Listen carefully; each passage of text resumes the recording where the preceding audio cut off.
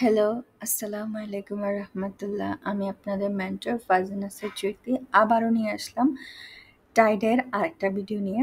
এই ভিডিওতে আমরা আলোচনা করব ভ্যাট ডাই কি, ভ্যাট ডাইয়ের পরিচিতি জানবো, ভ্যাট ডাইয়ের কেমিক্যাল সম্পর্কে জানবো, ভ্যাট ডাই কতটুকু কাপড়ে কি পরিমাণ ব্যবহার করতে হবে সে সম্পর্কেও জানবো, আর জানবো এর প্রস্তুত প্রণালী। চলুন কথা না বাড়িয়ে শুরু করি। ওকে, ভ্যাট ডাই আসলে একটা দীর্ঘস্থায়ী রং, অর্থাৎ এটা কাপড়ে অনেক দিন থাকে কোনো ডাই ফিক্সার ছাড়া। আর এটা সাধারণত আবার আমরা ব্যবহার করি কটন, লিলেন এবং ভিসকোস কাপড়ে। এটা ব্যবহার করার জন্য আমরা রাসায়নিক প্রক্রিয়া নিতে হয়, কারণ এটা সাধারণত পানিতে দ্রবণীয় নয়। ঠিক আছে, চলুন এবার জেনে নেওয়া যাক যে ভ্যাট ডাইয়ের জন্য আমাদের কি কি কেমিক্যাল লাগবে। প্রথমত আমাদের ভ্যাট ডাইয়ের জন্য ভ্যাট ডাই লাগবে, তারপর হাইড্রোস লাগবে, কস্টিক লাগবে, গরম পানি, আবার মাঝে মাঝে আমাদেরকে লবণও প্রয়োজন হতে পারে। হ্যাঁ, চলুন এবার জেনে নেওয়া যাক ১ গজ কাপড়ের জন্য কতটুকু ভ্যাট ডাই লাগবে। অর্থাৎ ভ্যাট ডাইয়ে এখানে রঙের পরিমাণ লাগবে সিকিতলা, অর্থাৎ চা চামচের ৪ ভাগের ১ ভাগ বা ৩ গ্রাম। সেম পরিমাণ আমাদেরকে কস্টিক সোডা লাগবে ৩ গ্রাম। সবসময় মনে রাখতে হবে ভ্যাট ডাই যতটুকু কস্টিক সোডাও ঠিক সেই পরিমাণই লাগবে। আর হাইড্রোস লাগবে তার দ্বিগুণ, অর্থাৎ যদি ৩ গ্রাম নিই সেটা ৬ গ্রাম। ঠিক আছে, এখানে ৫ গ্রাম লেখা হয়েছে কারণ এটা ৬ থেকে ৫ গ্রাম কাছাকাছি। গরম পানি লাগবে ৭০০ থেকে ৮০০ মিলি, বা আপনি কাপড়ের বাইন্ডিং অর্থাৎ টাই করার পরে কতটুকু কাপড় অবশিষ্ট আছে, খোলা আছে, বা আপনি রংটুকু কতটুকু গাঢ় চাচ্ছেন, হালকা চাচ্ছেন, তার উপরও আপনি চুজ করতে পারবেন।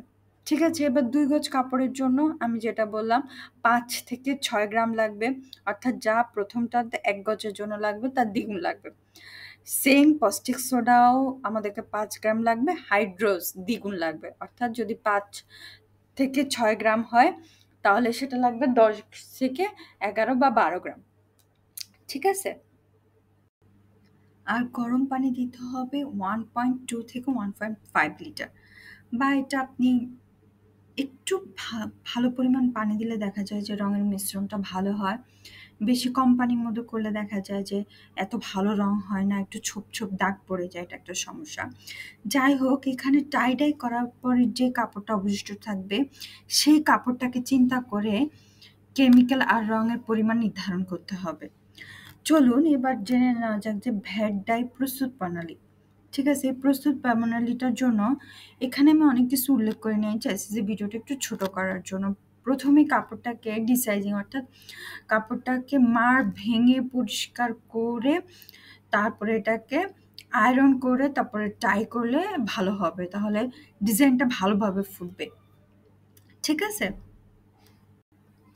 এখানে প্রস্তুত প্রণালীর মধ্যে প্রথমে যে ব্যাপারটা উল্লেখ করা হয়েছে সেখানে হচ্ছে একটি প্রয়োজনীয় পাত্রে পরিমাণ মতো ভ্যাট ডাই নিন, তাতে গরম পানি মিশিয়ে একটি পেস্ট বানান। অর্থাৎ গরম পানির মধ্যেই ফার্স্ট অফ অল আমাদেরকে ভ্যাট ডাই করতে হবে।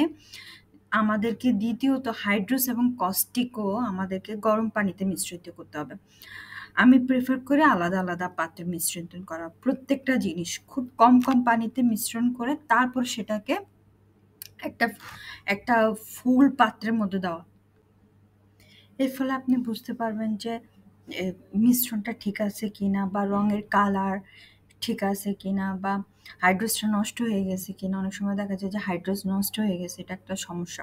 ঠিক আছে, তাহলে এই যে এই মিশ্রণটাকে আলাদা আলাদা পাত্র অর্থাৎ আলাদা পাত্রে রং, আলাদা পাত্রে হাইড্রোস, আলাদা পাত্রে কস্টিক মিশ্রণ করে তারপরে ফাইনালি যে পাত্রে রং করা হবে সেই পাত্রে দিয়ে রং চেক করে কেমিক্যালগুলো ভালো আছে কিনা চেক করে তারপরে ভ্যাট রংটা প্রস্তুত করতে হবে।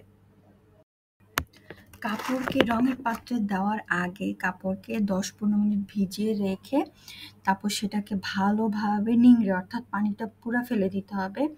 তারপরে সেটাকে অর্থাৎ ডাই বাদ দিতে হবে, অর্থাৎ যে কাপড়টাতে আমরা রং গুলাইছি সেই পাত্রের মধ্যে দিয়ে দিতে হবে।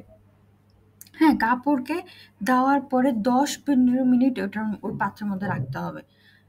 ভ্যাট ডাইয়ের মধ্যে মিনিমাম ১০-১৫ মিনিট। এটা আসলে কাপড়ে কি পরিমাণ রং চাচ্ছেন তার উপর নির্ভর করে। তারপর কাপড়কে তুলে কিছুক্ষণ বাতাসে দিয়ে রাখুন, অবশ্যই রোদে দেওয়া যাবে না। এটাকে একটা খোলা জায়গায় মেলে দিন।